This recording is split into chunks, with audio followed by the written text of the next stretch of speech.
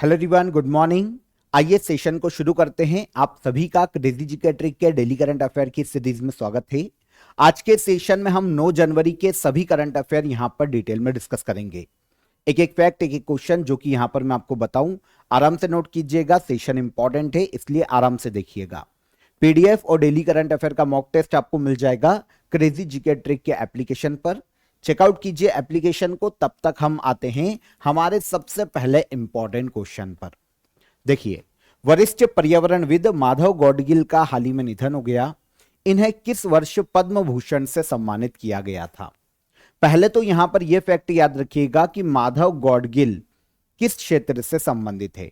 तो यह बहुत ही फेमस पर्यावरणविद है जिनका हाल ही में निधन हुआ।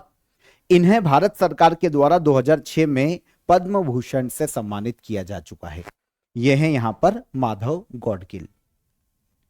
तो महाराष्ट्र से आते हैं। महाराष्ट्र में ही इनका जन्म हुआ था और अब इनका निधन भी महाराष्ट्र के पुणे में हुआ है 83 वर्ष की एज में। माधव गौडगिल धरती पुत्र के नाम से जाने जाते हैं। एक कमेटी के या पैनल के ये अध्यक्ष थे जिन्हें इन्हीं के नाम पर गौडगिल कमीशन के नाम से जाना जाता था। यह पैनल है वेस्टर्न घाट इकोलॉजी एक्सपर्ट पैनल। 2010-11 में इसका गठन किया गया था। क्योंकि इस पैनल के अध्यक्ष माधव गौडगिल थे, इसीलिए इस पैनल को गौडगिल कमीशन के नाम से जाना जाता है। इसी कमीशन ने सिफारिश की थी कि पश्चिमी घाट को पारिस्थितिक रूप से सेंसिटिव एरिया डिक्लेयर किया जाना चाहिए। यह इन्हीं कमेटी की रिकमेंडेशन थी, इन्हीं के नाम पर यही अध्यक्ष थे। तो इनके कारण ही जो वेस्टर्न घाट का एरिया है, क्योंकि वो इको सेंसिटिव जोन अभी जो घोषित किया गया है वो इन्हीं कमेटी की सिफारिश पर किया गया था। 2010-11 में ये कमेटी बनी थी वेस्टर्न घाट इकोलॉजी एक्सपर्ट पैनल या कमेटी के नाम से, और इसके अध्यक्ष थे माधव गौडगिल। तो इन्वायरमेंट प्रोटेक्शन में बहुत ज्यादा योगदान है इनका। इवन 1983 में भारतीय विज्ञान संस्थान में ये सेंटर फॉर इकोलॉजिकल साइंस की इन्होंने स्थापना की थी, जो कि इन्वायरमेंट के क्षेत्र में ही काम करने वाली संस्था है। तो काफी योगदान है इनका पर्यावरण संरक्षण के लिए। इसलिए भारत सरकार के द्वारा माधव गौडगिल को 1981 में पद्मश्री से सम्मानित किया गया था। आगे चलकर 2006 में पद्म भूषण दिया गया। एक और इंटरेस्टिंग फैक्ट आप यहां पर यह याद रखिएगा कि यूनाइटेड नेशन के द्वारा इन्वायरमेंट के क्षेत्र में एक सबसे बड़ा वर्ल्ड का अवार्ड दिया जाता है, पुरस्कार दिया जाता है, champions of the earth award. यह माधव गौडगिल को दिया गया था 2024 में। अब 2026 में माधव गौडगिल का निधन हो गया। कहां से आते हैं? महाराष्ट्र से। और किस क्षेत्र से संबंधित? तो यह बहुत ही फेमस पर्यावरणविद है, याद रहेगा। आगे आइए। यूनाइटेड नेशन ने 2026 को किस इंटरनेशनल ईयर के रूप में घोषित किया है? यूनाइटेड नेशन के द्वारा 2026 को चारागाह और पशुपालक का इंटरनेशनल ईयर घोषित किया गया है। तो आंसर हो जाएगा यहां पर आंसर डी। देखिए, वर्ल्ड में काफी सारे देश हैं जो कि कृषि प्रधान है। इंडिया भी कृषि प्रधान देश है। तो ऐसे देशों में जो पशुपालक हैं उनकी आजीविका के प्रति लोगों को अवेयर करना, पशुपालकों की आजीविका, टिकाऊ पशुपालन को बढ़ावा देना, और इसके अलावा जो चारागाह होते हैं उनका संरक्षण किया जाना, इसके लिए पूरे वर्ल्ड में लोगों को अवेयर करना, देशों को अवेयर करना कि अगर पशुपालकों के जीवन को सेव करना है, उनकी लाइफ को सेव करना है, और आप चाहते हैं कि इन फ्यूचर पशुपालन जो है वो बढ़े या बना रहे, तो चारागाहों का संरक्षण किया जाना जरूरी है। तो पूरे वर्ल्ड का ध्यान इस ओर आकर्षित करने के लिए यूनाइटेड नेशन ने 2026 को घोषित किया है चारागाह और पशुपालकों का अंतर्राष्ट्रीय वर्ष। ठीक है। वैसे इससे पहले 2026 को यूनाइटेड नेशन के द्वारा international year of the women farmer के रूप में भी घोषित किया जा चुका है। तो यह भी 2026 है, याद रखिएगा। 2 ईयर के रूप में अनाउंस हो चुके हैं 2026 यूनाइटेड नेशन के द्वारा। एक तो international year of the women farmer, जो महिला किसान है उनके लिए अंतर्राष्ट्रीय वर्ष, और एक है चारागाह और पशुपालकों के लिए अंतर्राष्ट्रीय वर्ष। देखिए, 2026 2 तरीके से अनाउंस किया गया है यूनाइटेड नेशन के द्वारा। 2 इंटरनेशनल ईयर, दोनों हमने डिस्कस कर लिए। इसके बाद 2029 को यूनाइटेड नेशन ने international year of asteroid awareness and planetary defence के रूप में घोषित किया है। ये कौन सा ईयर है? 2029 का। तो 2026 याद रखिएगा, 2029 याद रखिएगा, और जो लास्ट ईयर था 2025, उसे यूनाइटेड नेशन के द्वारा 4 अलग अलग ईयर के रूप में घोषित किया जा चुका है। एक तो 2025 से निकल चुका है, लेकिन आप याद रखिएगा international year of glacier preservation, ये 2025 था। यूनाइटेड नेशन ने ग्लेशियर संरक्षण का अंतर्राष्ट्रीय वर्ष घोषित किया था 2025 को। International year of peace and trust, ये भी 2025 है। इंटरनेशनल ईयर ऑफ कोऑपरेटिव्स, ये भी 2025 है। और international year of quantum science and technology, ये भी 2025 को घोषित किया गया था यूनाइटेड नेशन के द्वारा। तो याद रखिएगा सारे ईयर, क्योंकि ये पूछे जाते हैं, हर एग्जाम में यहां से क्वेश्चन आता है। यूनाइटेड नेशन के बारे में कैजुअली आप सभी जानते हैं, आप सभी को पता है ये संस्था क्या है। स्थापना अगर हम देखते हैं तो 24 अक्टूबर 1945 में सेकेंड वर्ल्ड वॉर के बाद इसकी स्थापना की गई। न्यूयॉर्क में इसका हेडक्वार्टर देखने को मिलता है। जब इसकी स्थापना की गई तो इसकी मेंबर कंट्री या फाउंडिंग जो कंट्री है वो 51 थी, संस्थापक सदस्य। वर्तमान में यूनाइटेड नेशन के 193 कंट्रीज मेंबर देखने को मिलती है। तो United nation second world war के बाद गठित किया गया था 24 अक्टूबर 1945 को। आगे चलिए, भारत की पहली हाइड्रोजन से चलने वाली ट्रेन किस राज्य में शुरू की जा रही है? इंडिया की पहली हाइड्रोजन पावर्ड ट्रेन, मतलब हाइड्रोजन को फ्यूल के रूप में यूज करेगी।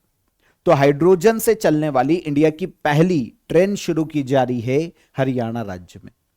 हरियाणा में 2 प्लेस के बीच में यह चलाई जाएगी, जिंद और सोनीपत। होगा क्या इससे? देखिए एक्चुअल में क्या है, अगर हम डीजल इंजन का यूज करते हैं तो ये काफी हमारे लिए, एक तो इन्वायरमेंट को काफी नुकसान करता है।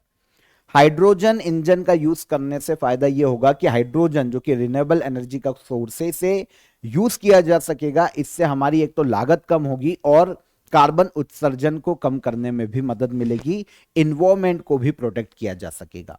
इसलिए हाइड्रोजन पावर्ड इंडिया की पहली ट्रेन हरियाणा में लॉन्च की जा रही है। जिंद से सोनीपत के बीच में ये चलाई जाएगी। नॉर्दर्न रेलवे डिवीजन ये इसे कंट्रोल करेगी, अभी यही इस प्रोजेक्ट को पूरा कर रहा है। तो हरियाणा के जिंद में अभी एक हाइड्रोजन बनाने का प्लांट भी बनाया गया है, ताकि इस तरीके की ट्रेन को हाइड्रोजन की सप्लाई की जा सके एनर्जी के रूप में या ईंधन के रूप में। 8 डिब्बे वाली ये ट्रेन है, 8 कंपार्टमेंट देखने को मिलेंगे और इसका जो डिजाइन देखने को मिलेगा वो बिल्कुल मेट्रो जैसा देखने को मिलेगा। इंटीग्रल कोच फैक्ट्री के द्वारा इसका निर्माण किया गया है। वैसे इसका टेस्ट लास्ट ईयर 2025 में भी किया गया था। अब फाइनली सारे टेस्ट पूरे हो गए हैं और अब इसे हरियाणा राज्य में लॉन्च किया जाएगा। इसकी मैक्सिमम स्पीड होगी 110 किलोमीटर पर आवर और 360 किलोग्राम हाइड्रोजन में लगभग 180 किलोमीटर का सफर ये तय कर सकती है। तो हरियाणा में चलाई जा रही है इंडिया की पहली हाइड्रोजन से चलने वाली ट्रेन।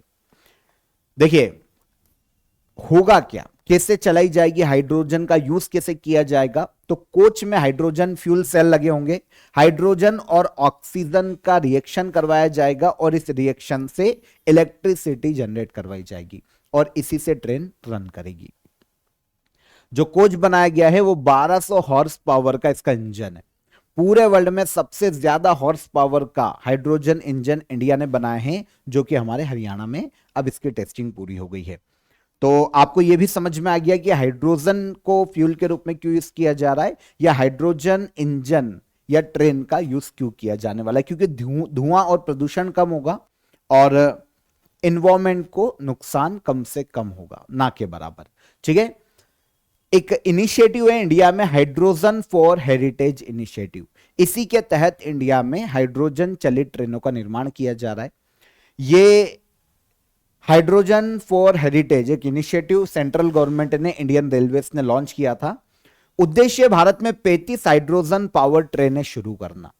ओके, ट्रेनें जो है ना हेरिटेज या हिल्स की जगह पर चलाई जाएगी शुरुआत में, और हर ट्रेन की कॉस्ट होगी 80 करोड़ रुपए। इसका निर्माण किया जा रहा है और इसी हेरिटेज इनिशिएटिव के तहत हरियाणा में भी हाइड्रोजन ट्रेन का निर्माण किया गया है।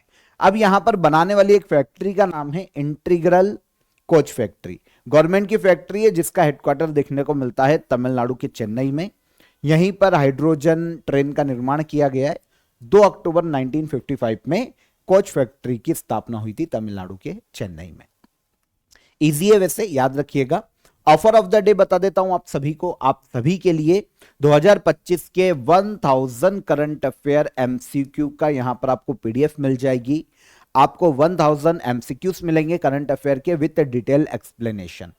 वैसे इसके 200 इंपॉर्टेंट जो करंट अफेयर है ना 2025 के, उसका वीडियो आप सभी के लिए क्रेजी जी के ट्रिक के यूट्यूब प्लेटफॉर्म पर आपको मिल जाएगा। इसके अलावा 1000 एमसीक्यूज आपको यहां पर पीडीएफ फॉर्म में मिल जाएगा, डिटेल एक्सप्लेनेशन। इसके लिए मैं लिंक आपको डिस्क्रिप्शन में दे दूंगा, वहां से आप इसे अवेल कर सकते हैं। देखिए 2025 में 1000 क्वेश्चन करंट अफेयर के यहां पर फिल्टर करके आपको दिए गए, वही क्वेश्चन है जो कि आने वाले एग्जाम में आपको 2025 से देखने को मिल सकते हैं। अगर आपने ये 1000 क्वेश्चन लगा लिए करंट अफेयर के, तो आपके कभी भी आगे आने वाली किसी भी एग्जाम में करंट अफेयर का 2025 का क्वेश्चन गलत नहीं जाएगा, यहीं से आपको सब देखने को मिल जाएंगे। तो डिस्क्रिप्शन में लिंक है, काफी अफोर्डेबल प्राइस में ये अभी आपको मिल जाएगा। डिस्क्रिप्शन में लिंक पर क्लिक कीजिए और डायरेक्ट इसे अवेल कीजिए। तब तक आइए अगले क्वेश्चन पर। चर्चा में रहा मेलघाट टाइगर रिजर्व भारत के किस राज्य में स्थित है? मेलघाट टाइगर रिजर्व की बात करें, यह देखने को मिलता है भारत में महाराष्ट्र राज्य में। मेलघाट टाइगर रिजर्व अभी सुर्खियों में क्यों है, या हम इसको अभी डिस्कस क्यों कर रहे हैं? तो देखिए, बॉम्बे नेचुरल हिस्ट्री सोसाइटी ये एक ऐसी सोसाइटी या संस्था है जो कि इन्वायरमेंट कंजर्वेशन के लिए काम करती, नेचर कंजर्वेशन के लिए काम करती, नेचर कंजर्वेशन बोल लेते हैं, नेचर कंजर्वेशन के लिए काम करती है और नेचर पर रिसर्च के लिए काम करने वाली संस्था है। अभी संस्था के द्वारा वल्चर कंजर्वेशन प्रोग्राम, इसी संस्था का प्रोग्राम है जिसमें गिद्धों का संरक्षण किया जाता है। तो इस संस्था के द्वारा इसी के वल्चर कंजर्वेशन प्रोग्राम के तहत 15 क्रिटिकली इंडेंजर्ड वल्चर गिद्धों को लाकर छोड़ा गया है मेलघाट टाइगर रिजर्व में, जो कि देखने को मिलता है महाराष्ट्र में। देखिए, इन्हें बहुत ही सॉफ्टली रिलीज किया गया है। लास्ट ईयर इनको यहां पर लाया गया था हरियाणा से, हरियाणा के पिंजौर ब्रीडिंग सेंटर है हरियाणा में, यहां से इन वल्चर को लाया गया था। अब ये आईयूसीएन की क्रिटिकली इंडेंजर्ड की कैटेगरी में, मतलब संकटग्रस्त प्रजाति है, लगभग खत्म होने की कगार पे। तो आईयूसीएन जो कि रेड डेटा लिस्ट को जारी करता है, क्वेश्चन आता है, तो आईयूसीएन की रेड डेटा लिस्ट में ये क्रिटिकली इंडेंजर्ड कैटेगरी में वल्चर की ये जो स्पीशीज है। तो इसी के संरक्षण के लिए 15 वल्चर को लाकर छोड़ा गया है मेलघाट टाइगर रिजर्व में। इन सभी वल्चर पर जीएसएम और सैटेलाइट ट्रैकिंग डिवाइस भी लगाई गई है ना, जीपीएस सिस्टम होता है ना, वैसे सिस्टम और सैटेलाइट ट्रैकिंग डिवाइस लगाई गई है ताकि इनके मूवमेंट पर नजर रखी जा सके, इनका सर्वाइवल देखा जा सके कि इनको किन चीजों की जरूरत है और वल्चर किस एटमॉस्फेयर में या किस एनवायरमेंट में बढ़ेंगे। तो इन सभी को ट्रैक करने के लिए सैटेलाइट ट्रैकिंग डिवाइस भी इन वल्चर्स में लगाई गई है। तो इनका संरक्षण किया जा रहा है, ठीक है ना। अभी मेलघाट टाइगर रिजर्व में लाकर इनको छोड़ा गया। तो मेलघाट टाइगर रिजर्व सुर्खियों में है। देखिए, ये जो इंडियन वल्चर है ना, आईयूसीएन की तो क्रिटिकल इंडेंजर्ड कैटेगरी में, लेकिन इनको सबसे ज्यादा जो इनके खत्म होने का कारण है ना, इंडिया में पशु चिकित्सा दवा का यूज किया जाता है जिसका नाम है डेक्लोफेनाक। ये पशुओं के लिए तो उनके लिए दवाई के रूप में यूज कर लेते, लेकिन ये गिद्धों के लिए जहर है। इंडिया में क्या होता है कि पशुओं को ये दवाई दी जाती है ताकि उनकी हेल्थ सही रहे। अब क्या होता है, पशु मर जाते हैं गांव में, तो आपको पता है गांव में एक बाहर एक एरिया होता है जहां पर मरे हुए पशुओं को, मवेशियों को फेंका जाता है। अब वहां पर फेंका जाता है और उनको कौन खाता है? गिद्ध खाते हैं, है ना, क्योंकि ये फूड साइकिल के अंग है। तो गिद्ध खाते हैं ना। अब एक्चुअल में उनकी बॉडी में ये दवाई देखने को मिलती है क्योंकि भाई पशुओं को तो ये लगातार दी जा रही थी डाइक्लोफेनाक। तो अब वो जब गिद्ध खाते हैं ना, तो ये गिद्धों के लिए जहर है। इसलिए इंडिया में वल्चर की लगातार जो संख्या है ना गिरती जा रही है और ये खत्म होने की कगार पे। तो ये भी एक इंपॉर्टेंट फैक्ट है, इसको याद रखिएगा। इंडियन वल्चर आपको पता चल गया। मेलघाट टाइगर रिजर्व महाराष्ट्र में है, महाराष्ट्र का पहला टाइगर रिजर्व है। शुरुआत में जो 10 टाइगर रिजर्व बने थे, 9 पहले जो टाइगर रिजर्व थे इंडिया के, उनमें से एक था 1974 में, ठीक है ना। मेलघाट टाइगर रिजर्व महाराष्ट्र का पहला टाइगर रिजर्व महाराष्ट्र के अमरावती डिस्ट्रिक्ट में देखने को मिलता है। Bombay natural history society, society क्या करती है ये मैं आपको बता चुका हूं। 1883 में ये मुंबई में गठित हुई थी और इसका हेडक्वार्टर भी मुंबई महाराष्ट्र में देखने को मिलता है। हाल ही में संन्यास की घोषणा करने वाले जिनसन जॉनसन किस खेल से संबंधित है? ये इंडियन है, नाम पे मत जाना, इंडियन है, जिनसन जॉनसन। इन्होंने रिटायरमेंट का अनाउंसमेंट किया है और ये भारत के बहुत ही फेमस एथलेटिक्स प्लेयर है, एथलीट है, यूं कह ले एथलीट है ना। 800 और 1500 मीटर रेस में रनर या धावक कौन? ये है gold medalist Jinson Johnson, Asian Games में गोल्ड मेडल लेकर आए हैं इंडिया के लिए। आगे बात करेंगे तो हाल ही में इन्होंने एथलेटिक्स गेम्स से संन्यास का अनाउंसमेंट किया है।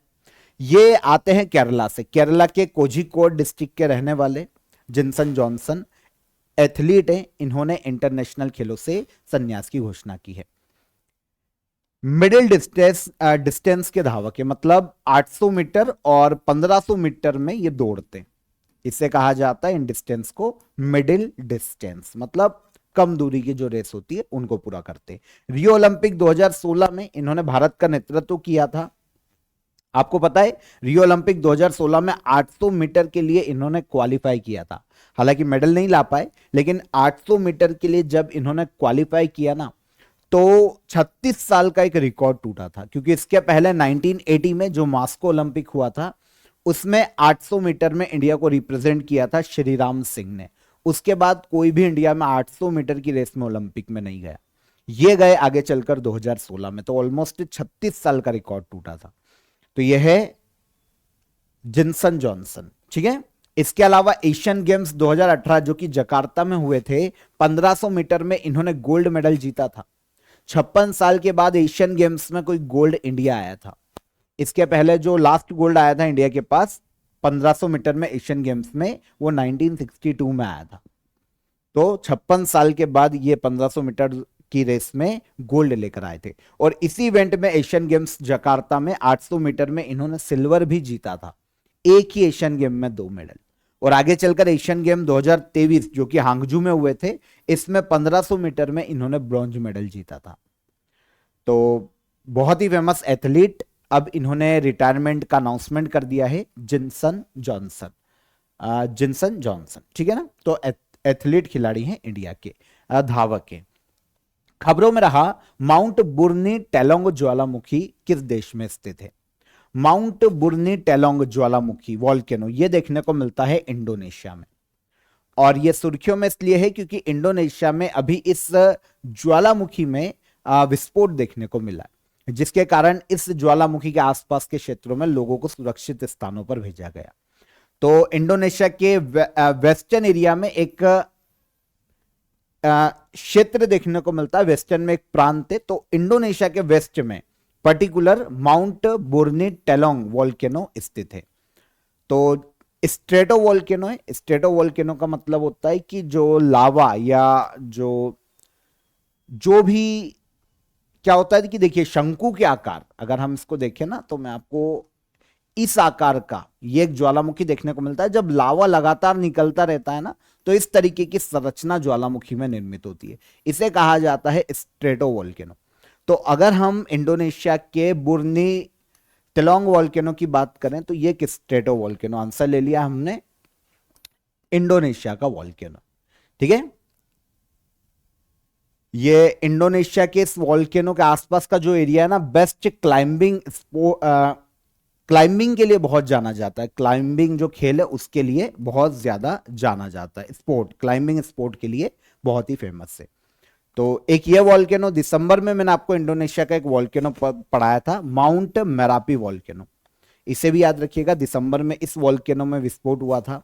एक्चुअल में इंडोनेशिया की अगर हम लोकेशन देखते हैं ना तो ये हमें वेस्टर्न पैसिफिक ओशन में देखने को मिलता है और प्रशांत महासागर का जो रिंग ऑफ फायर है उस एरिया में। इसलिए हम जितने भी वॉल्केनो डिस्कस करते हैं ना, आप देखना या तो वो रशिया के पूर्व में देखने को मिलेंगे या फिर इंडोनेशिया, पापुआ न्यू गिनी, क्योंकि ये रिंग ऑफ फायर का एरिया। और सबसे ज्यादा वॉल्केनो और भूकंपी जो गतिविधियां हैं वो रिंग ऑफ फायर में प्रशांत महासागर के क्षेत्र में देखने को मिलती है। तो last month mount Merapi volcano में विस्फोट हुआ था ये भी इंडोनेशिया के वेस्टर्न एरिया में देखने को मिलता है, वेस्ट सुमात्रा में इंडोनेशिया में इसे माउंटेन ऑफ फायर कहा जाता है, माउंट मेरापी को। तो ये भी इंडोनेशिया का वॉल्केनो है और इंडोनेशिया का ही देखने को मिलता है बुर्नी टिलोंग वॉल्केनो, बुर्नी टिलोंग वॉल्केनो। तो ये भी कहां पर है, इंडोनेशिया में। इसे भी याद रखिएगा, 2624 मीटर की ऊंचाई पर एक स्ट्रेटो वॉल्केनो है। 2025 में जो अदर वॉल्केनो सुर्खियों में रहे, नजर डाल लेते हैं किस किस देश में है। तो एक साकुरा जिमा वॉल्केनो देखने को मिलता है जापान में, इसमें उद्गार हुआ था। हाइलू गुब्बी वॉल्केनो, इसको हमने डिस्कस किया था। इथोपिया का वॉल्केनो, ये बहुत ही ज्यादा सुर्खियों में रहा है। एक रिंकॉन डी ला विएजा वॉल्केनो कोस्टारिका में। एक बारटांग मड वॉल्केनो, ये इंडिया में है, तो ये इसलिए इंपॉर्टेंट है। अंडमान निकोबार में इंडिया का एकमात्र मड वॉल्केनो जिसमें से मिट्टी निकलती है, इसका नाम है बारतांग मड वॉल्केनो या बारटांग मड वॉल्केनो। एक ताफ्तान वॉल्केनो देखने को मिलता है ईरान में। तो ये अदर वॉल्केनो 2025 में सुर्खियों में रहे। इंडिया में एक सक्रिय ज्वालामुखी बेरन आइलैंड है, वो तो याद रखिएगा ही। मड वॉल्केनो भी है, इसे भी याद रखिएगा, अंडमान निकोबार पर।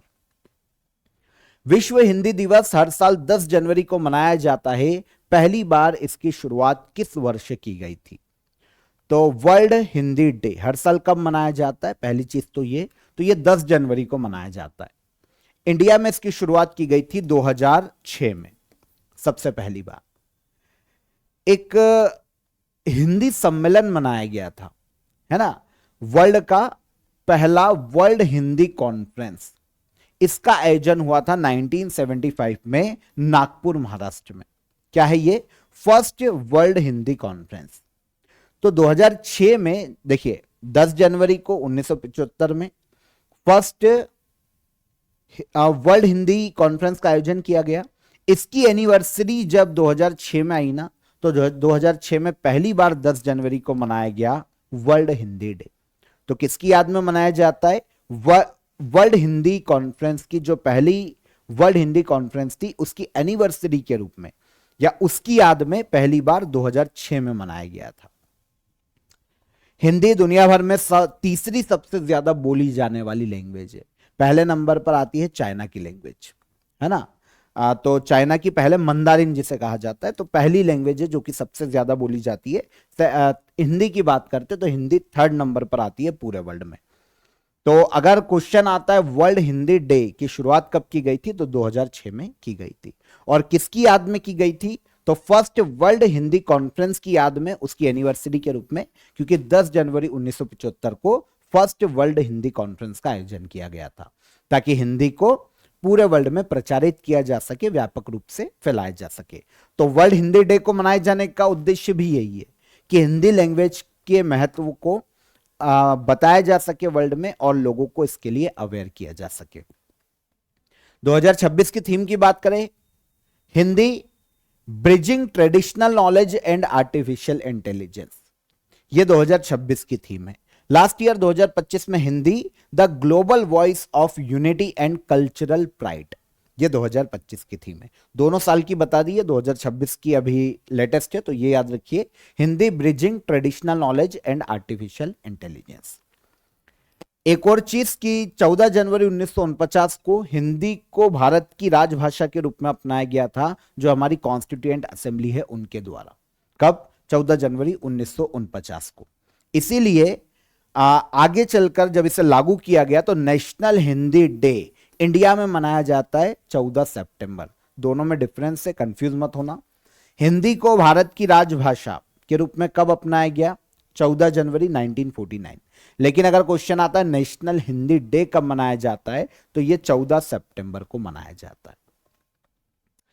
नागौरी अश्वगंधा उत्पाद को जीआई टैग प्रदान किया गया, यह किस राज्य से संबंधित है? नागौरी अश्वगंधा, ठीक है ना, इसे जीआई टैग दिया गया है। नागौर का नाम सुना होगा आपने, बहुत ही फेमस है हिस्ट्री में। नागौर राजस्थान का जिला है, नागौर, है ना। पंचायती राज की शुरुआत राजस्थान के नागौर जिले से की गई थी। तो यहीं पर उगाया जाता है नागौरी अश्वगंधा। तो किस राज्य का क्वेश्चन हमारा ये था? राजस्थान का। हाल ही में इसको ज्योग्राफिकल इंडिकेशन टैग दिया गया है। देखिए राजस्थान का दूसरा ऐसा एग्रीकल्चरल प्रोडक्ट जिसे जीआई टैग दिया गया है, क्योंकि उसके पहले सोजत मेहंदी को भी जीआई टैग से सम्मानित किया जा चुका है। ठीक है, राजस्थान के नागौर जिले में नागौर अश्वगंधा उगाया जाता है। स्पेशली देखिए वहां की जो नागौरी मिट्टी है ना उसमें उगता है, तो इसकी जो औषधि गुण है वो बहुत ज्यादा देखने को मिलते हैं, जो कि इंडिया के किसी और प्लेस के अश्वगंधा में देखने को नहीं मिलते। इसीलिए राजस्थान के नागौरी अश्वगंधा को जीआई टैग से सम्मानित किया गया। ज्योग्राफिकल इंडिकेशन जो जीआई टैग दिया जाता है ना, किसी भी ऐसे प्रोडक्ट को दिया जा सकता है जो कि अपने आप में कुछ यूनिक आइडेंटिटी रखता हो, किस मतलब कुछ अलग पहचान हो, कुछ अलग उसमें ऐसा हो जो कि दूसरी चीजों में नहीं है ना, तब ऐसे किसी प्रोडक्ट को, क्योंकि स्थानीय रूप से वो किसी जगह पर पाया जाता है और स्थानीय रूप से वहां के एनवायरमेंट के कारण, वहां की मिट्टी के कारण, है ना, उसमें कुछ विशेष गुण है, तो ऐसे किसी प्रोडक्ट को ज्योग्राफिकल इंडिकेशन टैग दिया जा सकता है। इसके लिए geographical indication of goods registration and protection act लाया गया था 1999 में। इसी के तहत जीआई टैग दिया जाता है किसी प्रोडक्ट को। एक्ट याद रखिएगा, एक्ट 99 में लाया गया, लेकिन उसे लागू किया गया था 15 सितंबर 2003 को, और इसी के तहत इंडिया का पहला जीआई टैग 2004-5 में दिया गया, और यह दिया गया दार्जिलिंग की चाय को।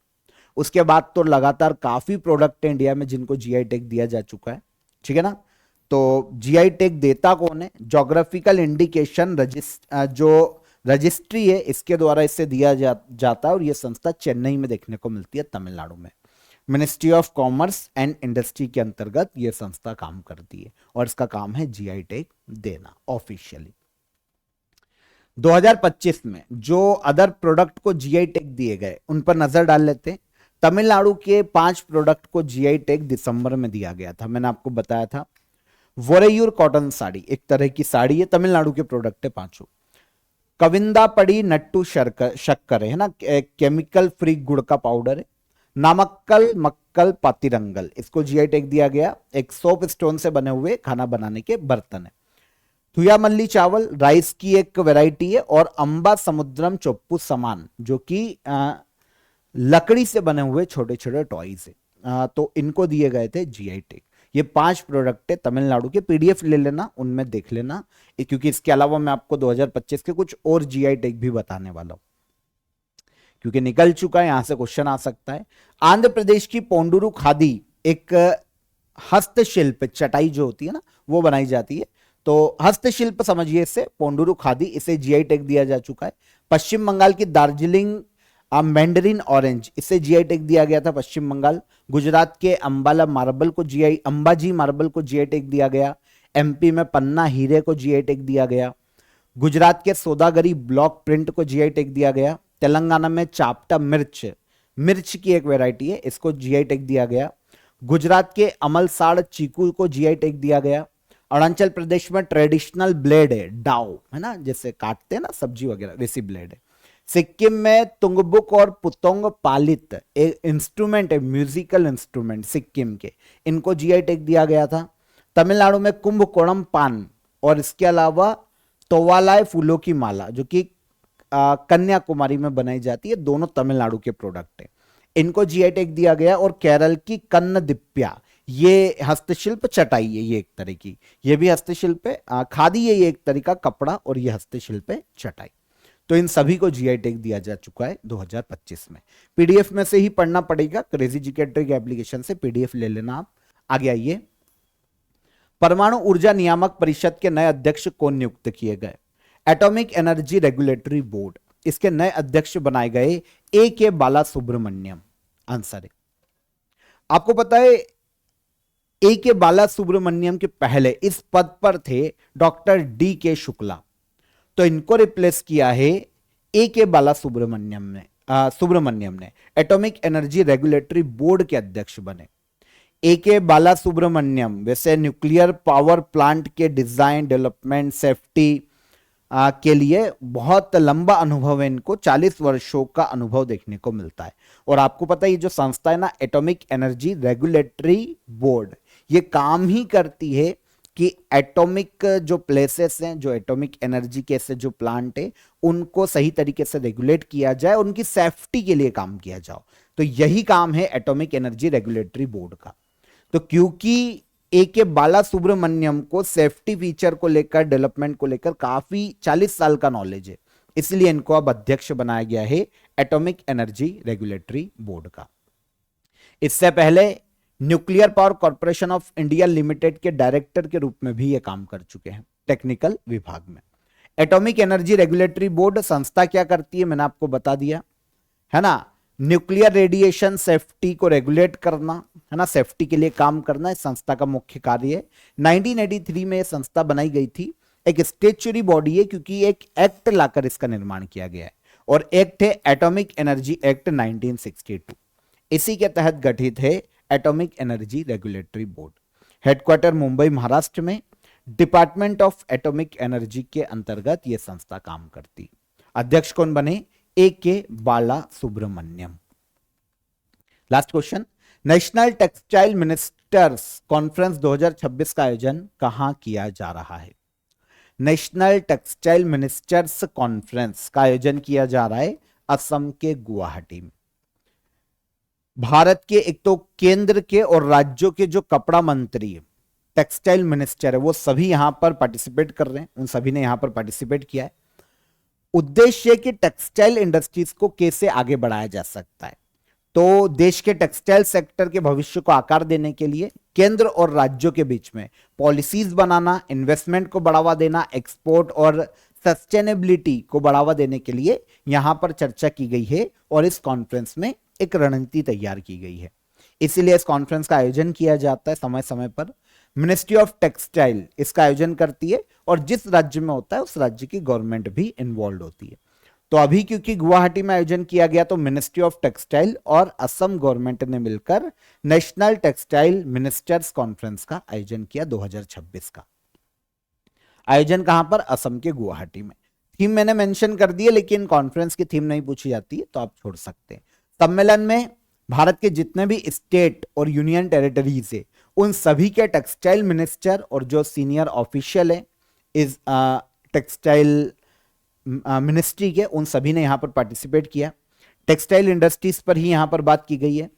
सम्मेलन का उद्देश्य है कि भाई भारत को 2030 तक ग्लोबल टेक्सटाइल मैन्युफैक्चरिंग हब बनाया जाए, और अभी जो देश में टेक्सटाइल इंडस्ट्रीज का आकार 176 बिलियन अमेरिकी डॉलर है, उसको 2030 तक बढ़ाकर 350 बिलियन अमेरिकी डॉलर तक किया जा सके। तो इसके लिए यहां पर चर्चा की गई। देखिए, अगर हम इंडिया की टेक्सटाइल इंडस्ट्रीज पर नजर डालते हैं ना, तो इंडिया में एग्रीकल्चर सेक्टर के बाद दूसरा सबसे ज्यादा रोजगार देने वाला सेक्टर कपड़ा क्षेत्र है, टेक्सटाइल सेक्टर है। इंडिया में direct job 4.5 crore, indirect job 6 crore से ज्यादा देता है कपड़ा क्षेत्र या टेक्सटाइल सेक्टर। जीडीपी कंट्रीब्यूशन देखिए तो 2.3% का कंट्रीब्यूशन है जीडीपी में ऑलमोस्ट, और इंडस्ट्रियल प्रोडक्शन में इसका अगर हम योगदान देखें तो ये 13% तक देखने को मिलता है कंट्रीब्यूशन।